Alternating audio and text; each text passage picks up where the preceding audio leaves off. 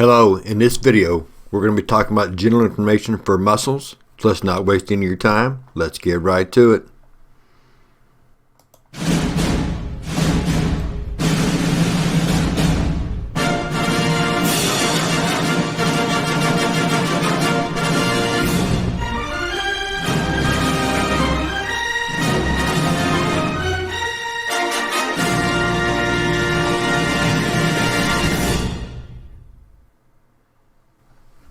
Now, when we're talking about muscles, one of the things we want to emphasize right off the bat is kind of what they're really good at, and that's taking the chemical energy from ATP when that third phosphate is broken off, as we talked about back in the chemistry portion, way back in chapter 2 at the very beginning, back in September.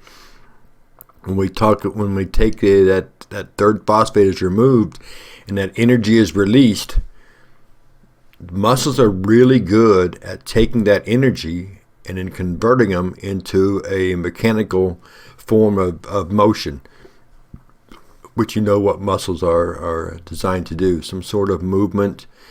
And even if it's motion, not motion us moving, but motion, picking something up is motion of your arms and whatever, hands. But it's that idea of using that energy to get the task done.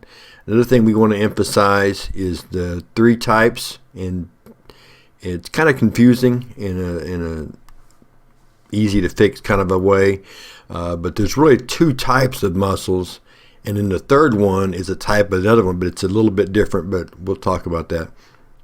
But there is the skeletal muscle, which is easy to understand. That's muscles that are attached directly to bone of some sort, that are used as some sort of a pivot or fulcrum. The bones are to get that muscle and attachment point. That's the skeletal muscle. Then there's the smooth muscles of organs, things like that. And the major distinction there is that skeletal muscles your brain controls. Okay, it controls, when you're writing something or picking something up or walking, your brain is coordinating the entire process. Smooth muscles, however, like your digestive tract, like your kidney, things like that, the brain does not control. Okay, I shouldn't say it's not voluntary. You're not purposefully thinking of making that happen. It's involuntary. The brain is controlling it, but it's involuntary. You don't have to think about it. It just happens automatically. That's the smooth muscle, the second type, or another type of muscle. The third, cardiac, that's your heart. It's also a smooth muscle, which makes it kind of confusing, or makes some students wonder why we have three categories. But the cardiac is different enough that it has its own separate category, mainly because of the way the muscles are set up and structured. If you can imagine difference between like your bicep and your heart muscle in the structure is that your heart muscle, if it beats 45 to 60 times in a minute, or if you're in a exercise activity even more than that, that's a lot of contraction and release. Just think about if your bicep did that. If it did that, well, one, how big they would get over time. But just think if your bicep did that, it'd have to be structured in a way where it could last a long time. Because think about your heart. Your heart has to beat basically almost every second of your entire life. So if you can imagine your bicep contracted and did something every second of your life, we'd have huge arms for one. But it'd have to be structured in a way that it's going to last, and obviously your heart has to last. So there's a lot of differences in the structure and the maintenance of that to keep that very, very active.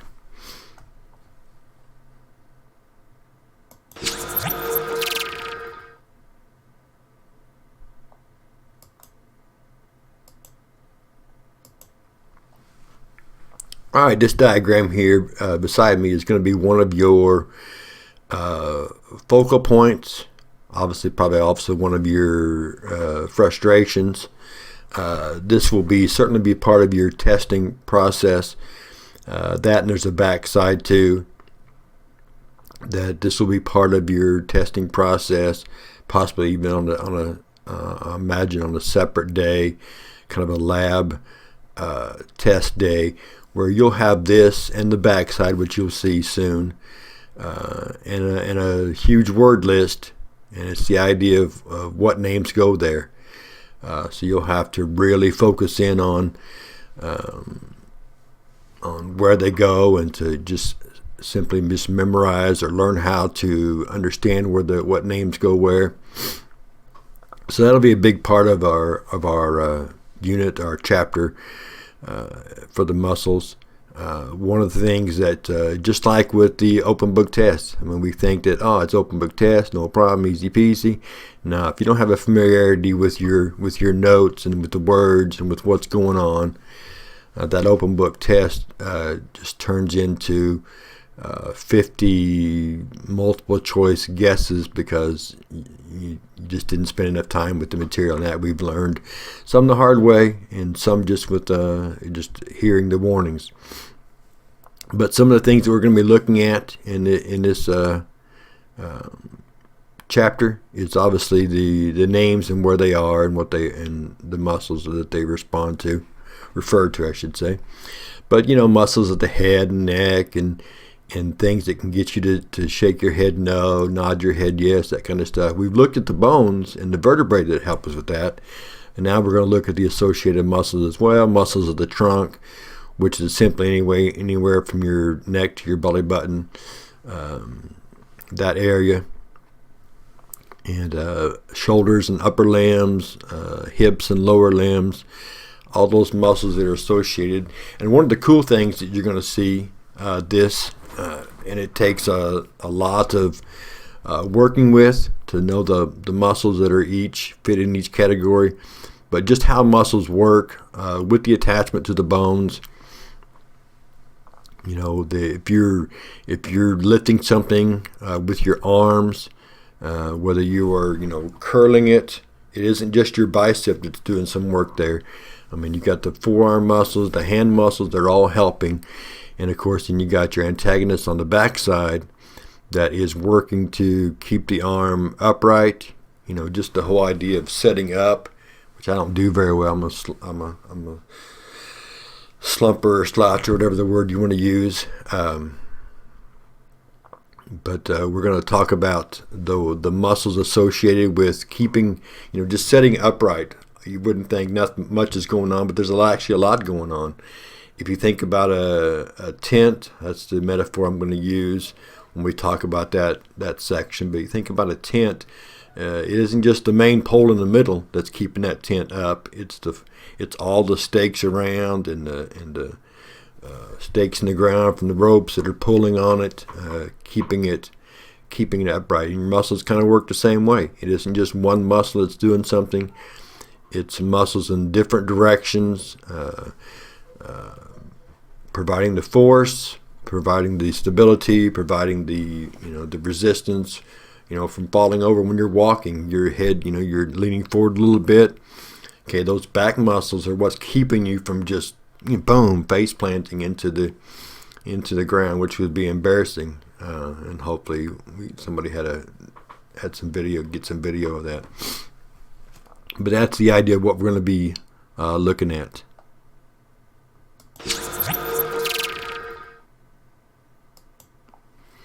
Okay, so next up, some of the ways that muscles work. Obviously, we know the function of muscles is movement. That's easy to see. But there's a lot of other things. It isn't just movement of us moving.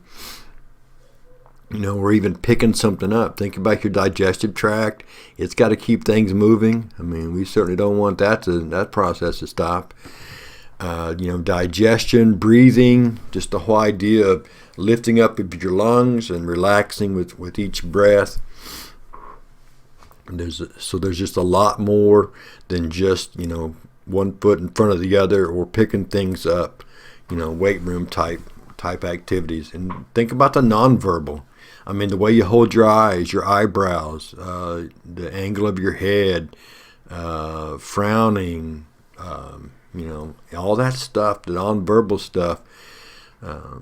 That's all muscle oriented. And of course, you can see there the big note there at the bottom that most of our body heat, things that keep us warm or we can use to keep warm, is heat loss from muscles.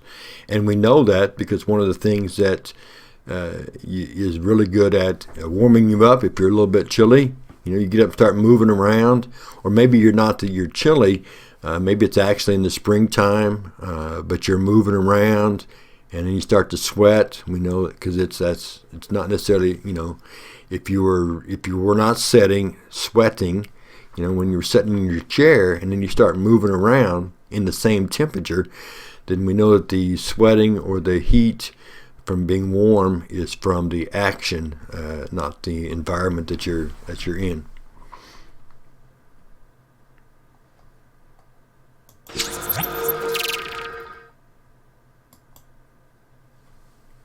All right, some more function of muscle stability. I talked about that there are muscles on the opposite side of the primary muscle that you're using. So like when you're lifting something up with your biceps, not only are your forearms helping out, but your triceps are also helping out to keep everything stable. You've got anti-gravity muscles, as I mentioned, that keep your head up and not just being pulled down from gravity, that kind of stuff. And we haven't even got to the sphincters yet. There's a funny episode in Big Bang Theory if you watch that show or have in the past, where Sheldon goes into one of his rants about, not rants as in angry, but informative rants, talking about the sphincters and how the body couldn't survive without them. I mean, just think about the one at the end of your esophagus that separates the esophagus from the stomach. You do not want those acids from the stomach working their way up into the esophagus, and when that happens, I mean, that's some serious heartburn going on, and very painful for people that happens to it, and vice versa. From the stomach into the intestines, again, you don't want that stuff coming back into the stomach. So those sphincters have to do their job to the point to where they've got the material going in the direction it's supposed to be, and then when they close, so it can't come back. I mean, you don't want that backing up into the previous compartment at all. But that's the sphincters.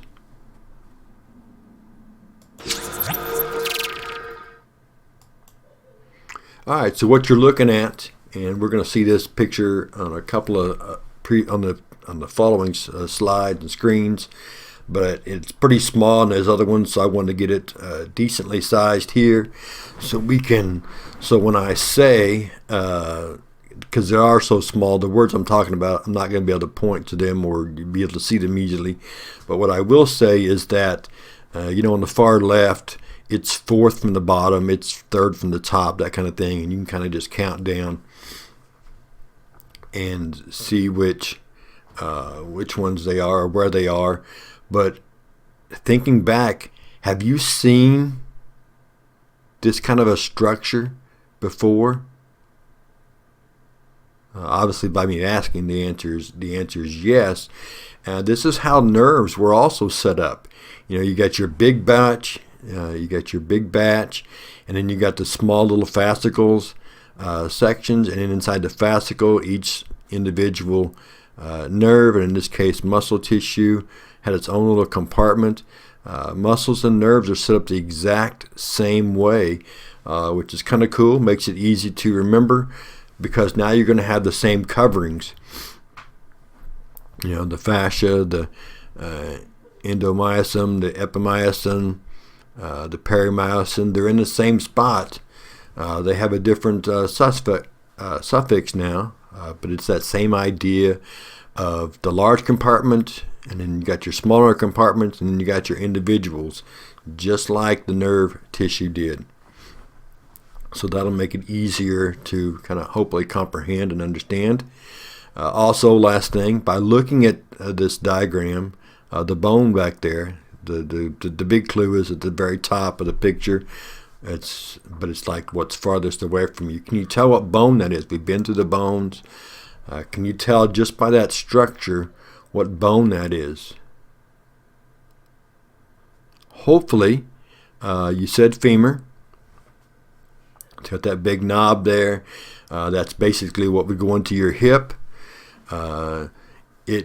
Somebody might have been thinking, okay, I see the ball and socket, so it could also have been humerus. But if you remember with humerus, that's more of a shorter, rounded type structure. The big prominent head with the knob, that's your femur there.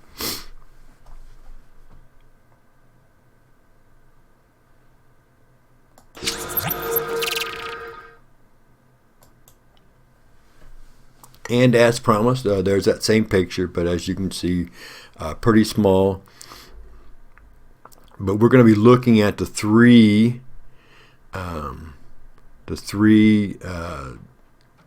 layers that surround various parts of the muscle tissue, and you can see the endomyosin. It is, if I can remember right, let me see if I can pick it out there. I think it is, well, it's the individual, so it's down there towards the bottom. But the endomyosin, as you can see, it's what goes around each of the muscle fibers. So it should be, let's see, if I look at the far left, 1, 2, 3, 4, 5. I think it's that word, it's fifth from the bottom. But it's the big sleeve going around. If you think about a ham, at Thanksgiving or Christmas or just any given time. But that thick skin, that ham is that big thigh muscle or butt muscle, whichever one you have gotten. And it's got that, especially when it's cooked, it's got that thick kind of outer covering shell kind of a thing. That's the endomyosin around the muscle, but it's the one that kind of covers the whole thing. The perimyosin. See, the perimyosin would be, it looks like that's the third word from the bottom on that far left-hand side. Not those, don't count those little three at the very, very bottom that are pointing to the individuals that are more kind of in the center of the picture. But that far left, the perimyosin looks like it's third word from down. It's the one that kind of covers the individual sections, the compartments of the muscle tissue, muscle fiber.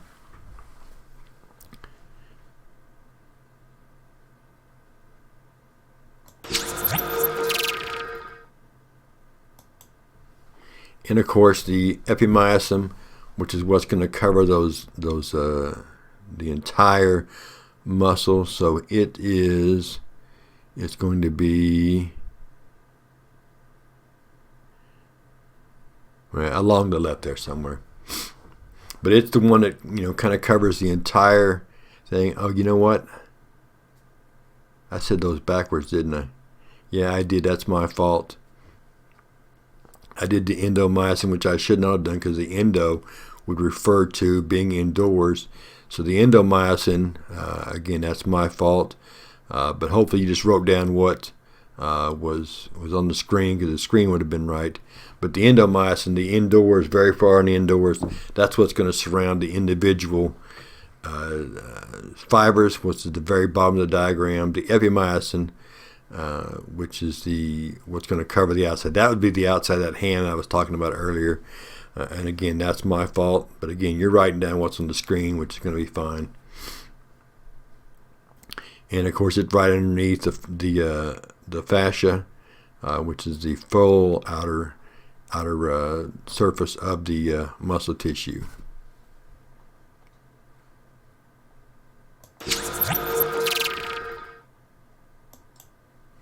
And what you're looking at here is kind of a microscope, kind of an image of the muscle tissue.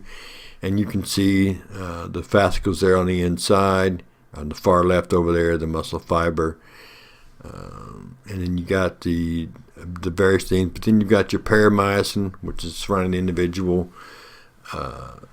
sections, and then you've got your endomyosin. You can see very small there, wrapping around one individual fiber, and then you've got your. Does it show the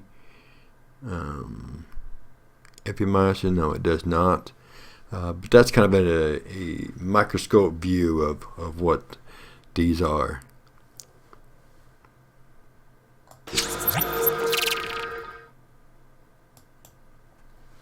All right, next up for our discussion, and again, this picture you're going to see on the next few slides, and again, it'll be much smaller. And the images you'll see easily, the words, the names you may not. But these are the way different muscles are structured, and we'll talk about them. But you can kind of see based on how they're structured, where they're going to be, what their attachment point would look like. Like things like the fusiform on the far left, that's obviously like your bicep would look like that. Your thigh muscle would look like that, to where it's going to have a cartilage tendon connection, kind of on both ends, and then the big muscle is in the middle. Then you've got your parallel, which is the second one from the left. That's like what your stomach muscles, your abs would look like, where they got those pinched ends, but they're contracted pretty strong. A triangular, you can see that would attach up above to something like on your scapula or collarbone or shoulder, where a muscle comes up and attaches to it, and then the tendon would be like on the other end, would be like maybe on your elbow or whatever the other attachment point is. A unipate, you could see that kind of an angled, so maybe along your sternum, so it's almost like the connection point is on the right or left hand side. And again, bipate, bipinnate, again, attachment from the top, but not nearly as wide or strong looking, almost leaf-like. Multipinnate again as well, and of course your circular, and you might see that and be thinking of some sort of a sphincter, whatever, and it could be. Sphincters are structured very similar to that, but that's actually your eye, your eyelid opening and closing, and things like that.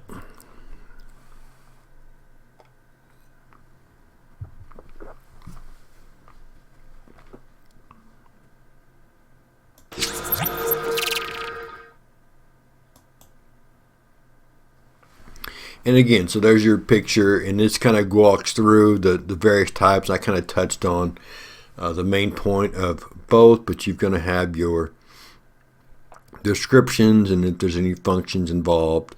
But the idea to think about is the way they're attached, which we're getting ready to start thinking about or talking about how that process works, and the antagonist and the synergist muscles as well.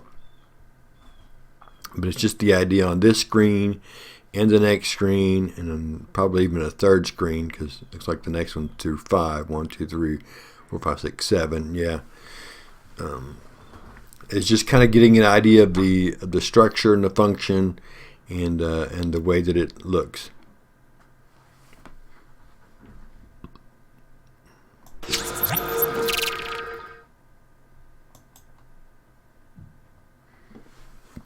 And here's the rest of them. And again, you're just going to write down the notes there with the idea of the attachments. But just be thinking about, okay, the muscle, where's the edge that's going to be attachment points. And then that kind of gives you a general idea of perhaps where it may be or where it may be structured.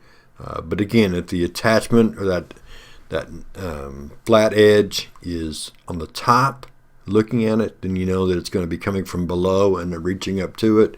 If it's kind of angled on either one of the sides, then it's going to be more the attachment point going more to the side.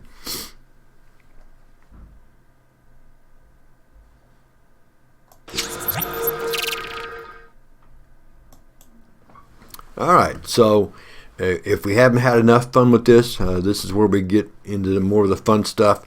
And on these day 2 activities, when we're working with just like we do with the bones, when we're working with the models and stuff that either we have or that I've gotten from Crowder, we're going to be spending some time talking about the attachment points and these, as you can see there, the other muscles that's involved. That's one of the things we'll be looking at, really to understand. So whether you're going into the medical field, whether you're going into the physical therapy field, or whatever field you might be going into, the idea of knowing, if I'm lifting my arm above my head, as you can see there, what muscle was the primary, who were the synergist muscles, who was the antagonist muscles, all that stuff. Same thing when I bring it down. We know that the shoulder's involved, the muscles in the back, the tricep, the bicep, all those muscles are involved. And if nothing else, just so it doesn't just fall down, slam up against maybe a table, or down to the side there. Making sure that happens in a smooth fashion. That's what we're getting ready to start talking about.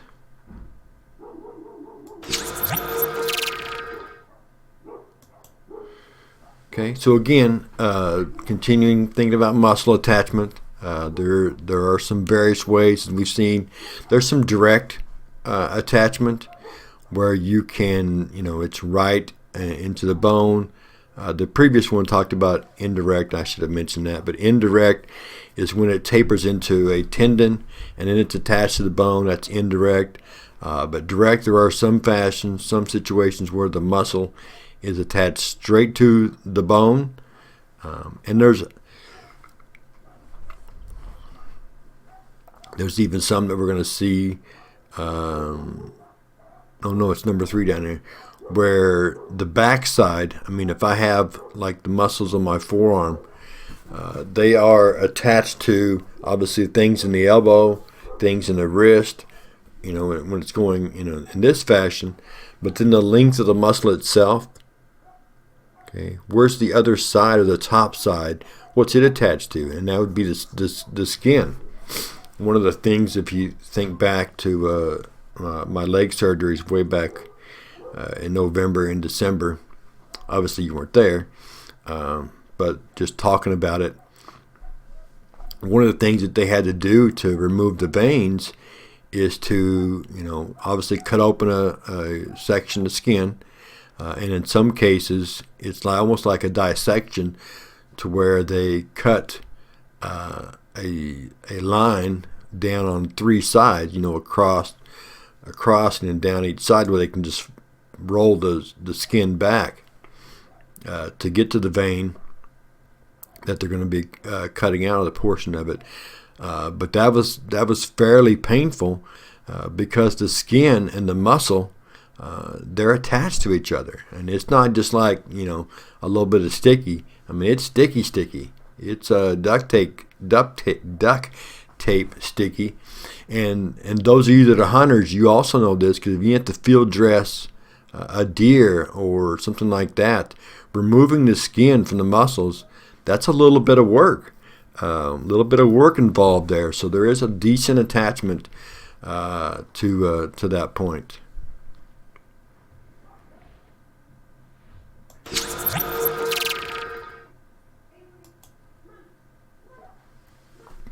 All right, and so this screen, as you can see here, one of the things again that we're going to be talking about is that we'll spend a lot of time on those day 2 is really talking about not just the names, but how they operate. Where's the origin at? Where's the insertion at? Those will be easy to identify because the origins are typically a lot wider, a stronger anchor point than the insertions. The insertions are kind of what the accessory muscles or the accessory bones that that are working on. So, for example, if you're in the weight room, whatever you're doing, curls, or you're picking up, maybe you reach down to pick up your cat or your dog, and then you bring them to your chest, that curling motion, okay, there's a lot of muscles involved in that, as we can imagine. But what we're talking about is the strength of that, being able to do that, pull that to your chest, is it starts with the origins of your bicep and tricep up against your shoulders and your scapula, and that you can see in that picture, in that diagram, how wide those are. That's your anchor point. Okay, if those can't handle that motion, they tear. You're in a lot of trouble. So they're going to be very strong. And the whole idea, you think about curls, is you're thinking, okay, elbow and forearm, and sure, they're participating, but those insertion points are much smaller.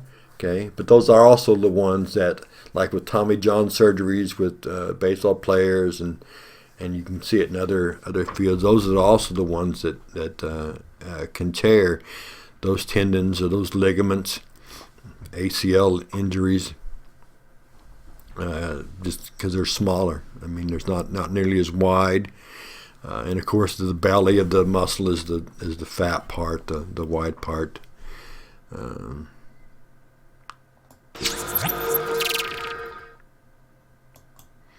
And just a few more things, and these are things that I've already mentioned a couple of times, but we are going to be looking at, the action of a muscle when we're doing those day 2 activities, and who was the primary mover, who was the primary muscle, who's the synergist, what are muscles that are helping. So when I lift something over my head, obviously the deltoids and the bicep helps out, the triceps helps out, but also your back muscles. I mean, if this is an exercise you do in the weight room, I mean, you're going to be working the shoulders, and of course here I am talking about weight room, and I don't even know where it is. So, but anyway, I know where it is, but don't use it. Your back muscles, upper chest muscles, you're going to be working all of those muscles to get this act done. Your deltoids may be the primary, but you got your bicep, the upper pectorals, back muscles, all helping to get that done. And of course, your antagonist, which we're going to look at on the next screen, would be your tricep, to make sure that happens, and it happens in a smooth fashion. I mean, when you're lifting weights, you want to do it in a smooth fashion, and that's done by the triceps resisting the motion to try to slow it down. And I'm sure you can hear that. Obviously, I can't see outside, but I suspect the mailman's here, and Avery now is going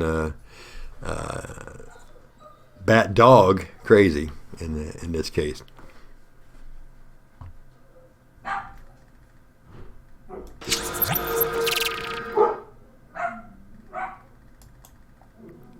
All right, in our last screen, these are also words that I just mentioned, things that help make that movement smooth and slow, and so forth. Well, that's our video over muscle general information, and that was a lot, and this is going to be a long video. I can't see the time. Wait, yeah, I can. Oh, 33 minutes. You guys are not going to be happy about that. But anyway, that's the way it goes. So, hey, hope this is a help. And again, leading into our day 2 activities, this will be a big help, really learning how things work and how things operate. When we come together next time, we're going to be talking about muscles of the elbow. So we'll see you then.